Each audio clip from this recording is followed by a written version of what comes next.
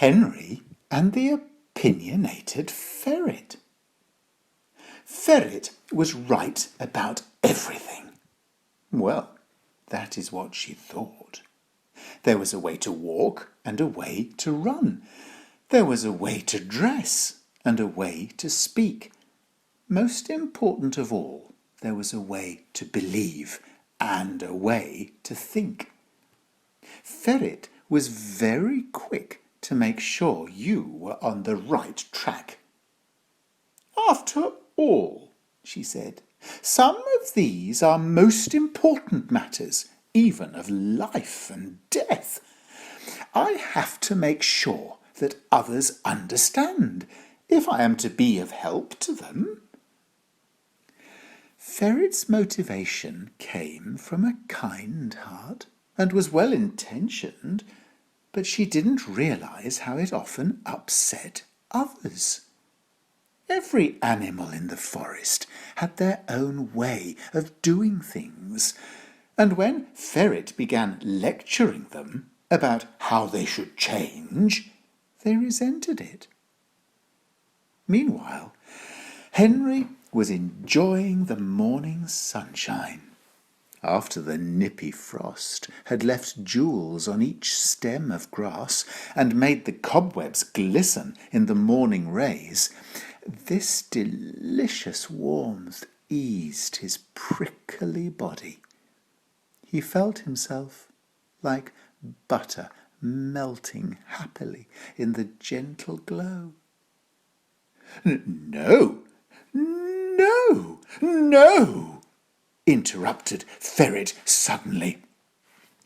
"Out of that dangerous sunshine, I advise. It can be harmful. It can be a problem. It can cause all sorts of difficulties. And it can make you very lazy."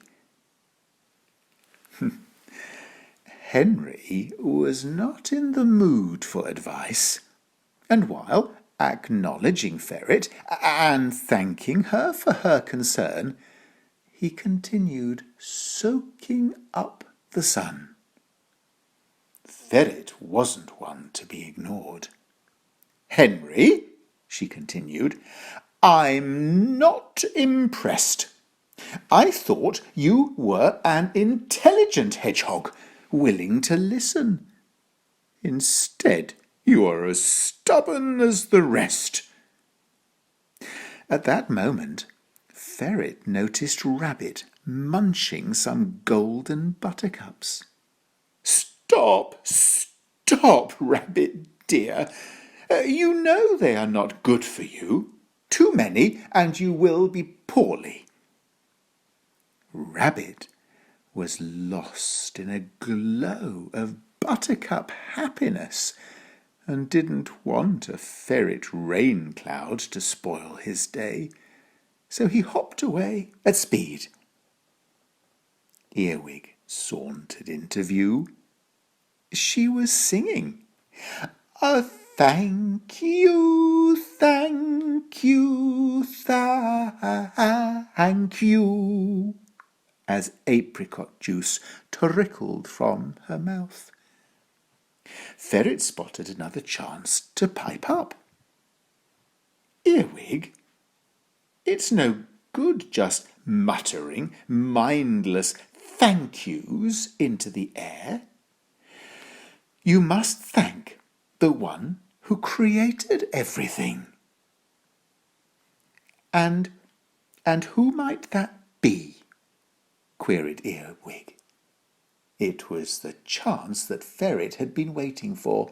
With a very serious voice, she said, "You must be grateful to God, who made you."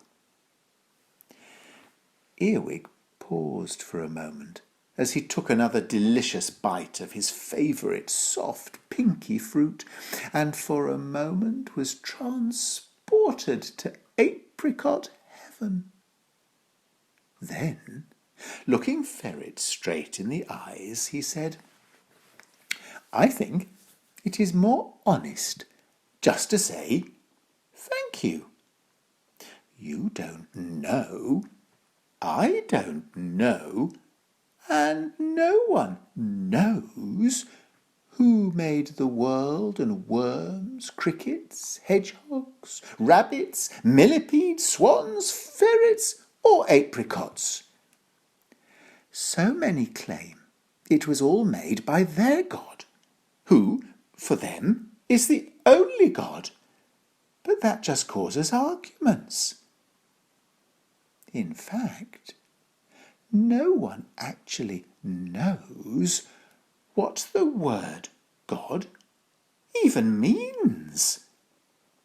Life is amazing, and it's best just to say thank you for the wonder of life and be deeply grateful for it. Ferret, for once in her life, was lost for words. Wisdom is hard to find, like an orchid growing in a forest or by the murmuring sea. It is rare and beautiful. It stills the heart and hushes the clatter of life. Ferret fell silent. No words could distract her now from connecting with the thrilling thought and the surprising idea that it was more honest to be grateful alone, instead of pretending to know who made everything.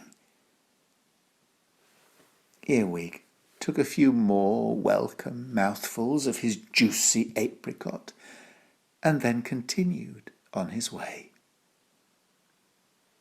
Ferret sat down beside the partly munched apricot in the warm glow of the buttercups and under the smiling sun, and realized she wasn't always right about everything, and that perhaps she should listen more and give advice less. The next day, Henry was very surprised when Ferret pulled up a chair beside him to toast a while in the sun. Later, Rabbit's eyes glowed when Ferret brought him a bunch of the yellowest buttercups.